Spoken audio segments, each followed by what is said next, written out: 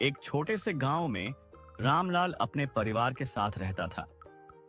उसकी बेटी कविता का विवाह 1 साल पहले शेखर नामक युवक से हुआ था।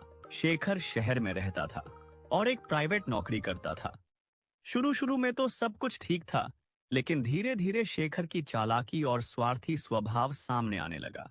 शेखर को देखकर शुरू में लगा था कि वो हमारी बेटी का ख्याल रखेगा, लेकिन अब लगने लगा है कि वो केवल अपने फायदे के बारे में सोचता है। हाँ, मैंने भी देखा है।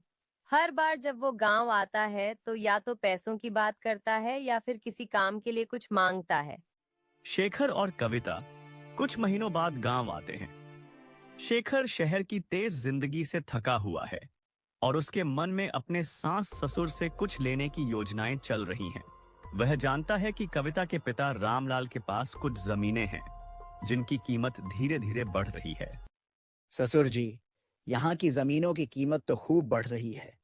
अगर आप चाहें तो ये जमीनें बेचकर शहर में बड़ा मकान बना सकते हैं। जमीन बेचने का कोई इरादा नहीं है बेटा। ये जमीनें हमारे पूर्वजों की निशानी है। लेकिन ससुर जी, शहर में रहना कितना सुविधाजनक होता है।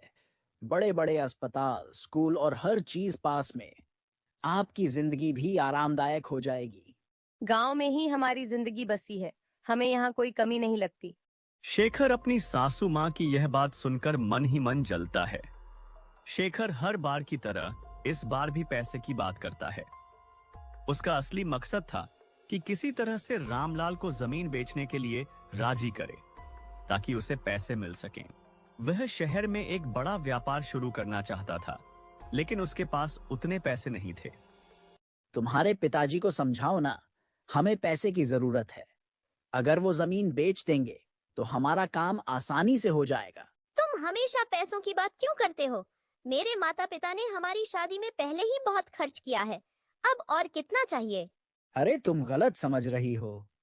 ये सब तो हमारे अच्छे भविष्य के लिए है। तुम्हारे माता पिता भी शहर में शिफ्ट हो सकते हैं। मैं तो बस उनकी भलाई के बारे में सोच रहा हूँ। कविता को समझ में आ रहा था कि शेखर का इरादा क्या है, लेकिन वह कुछ बोल नहीं पा रही थी। वह अपने पिता से बहुत प्यार करती थी और उनकी जमीनें बेचना नहीं चाहती थी। शेखर ने अपनी चालाकी में एक नया तरीका सोचा। उसने रामलाल के कुछ पुराने दोस्तों से बात की और उन्हें मनाने की कोशिश की कि वो रामलाल को जमीन बेचने के लिए प्रेरित करें। आपको तो पता है अंकल जी, मैं रामलाल जी का दामाद हूँ। उनके पास बहुत जमीनें हैं। अगर वो इन जमीनों को बेच देंगे तो उनकी और हमारी जिंदगी सुधर सकती है। उन्हें थोड़ा समझाइए ना। देखो बेटा, रामलाल हमेशा से अपनी जमीनों को लेकर भावुक रहा है। वह इसे कभी नहीं बेचेगा। तुम ये ख्याल अपने दिमाग से निकाल दो। शेखर की सारी चालें अब असफल हो रही थीं। वह समझ नहीं पा रहा था कि कैसे अपने ससुर को झांसे में फंसाया जाए। कुछ दिनों बाद रामलाल को शेखर की चालाकियों के बारे में पता चल गया। उसने गांव के अन्य लोगों से सुना कि शेखर उनकी जमीनें हड़पने की फिराक में है। शेखर, मैं तुम्हें समझता हूँ। तुमने जितनी चालाकी दिखाने की कोशिश की है, सब मेरी नज़रों से छुपी नहीं है। ये जमीन मेरे दिल के करीब है और इसे बेचना मेरे लिए किसी भी कीमत पर मुमकिन नहीं। ससुर जी, आप गलत समझ रहे हैं। मेरा ऐसा कोई इरादा नहीं था। मैं तो बस आपकी भलाई चाहता था। अपनी भलाई खुद कर लेंगे। तुम्हारी ये चालाकी हमारे रिश्तों पर भारी पड़ सकती है। याद रखो, भरोसा बहुत मुश्किल से बनता है, लेकिन एक बार टूट जाए तो फिर कभी नहीं जुड़ता। पापा, मुझे माफ कर दीजिए। मैंने कभी सोचा भी नहीं था कि शेखर ऐसा करेंगे। बेटी, गलती तुम्हारी नहीं है। इंसान की पहचान वक्त के साथ होती है। हाँ बेटी, तुम्हारी माँ ने सही कहा है। शेखर को अपनी गलती का एहसास हुआ। वह समझ गया कि उसका लालच और चालाकी उसे अपनों से दूर कर रही है। उसने फैसला किया कि अब वह अपने स्वार्थ से ऊपर उठकर ईमानदारी से जीवन जिएगा। ससुर जी, मुझे माफ कर दीजिए। मैंने लालच में आकर बहुत बड़ी गलती की।